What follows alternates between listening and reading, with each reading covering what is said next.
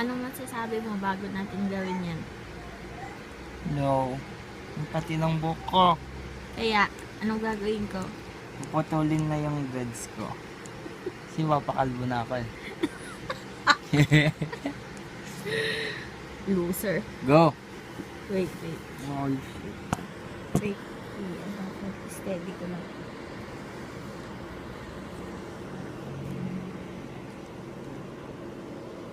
OMG. Ano? Sagad? Hindi huwag naman sa gadaw. Yung sa pinaka-connectan Okay, na lang. okay. Nakita ko. Para pag yung semi-kalbo, hindi ganun ka ano. Ito, oh.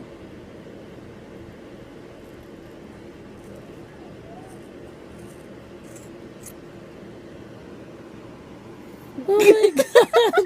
Bakit mo kinat? Oh my God! Oh my God. Oh my God!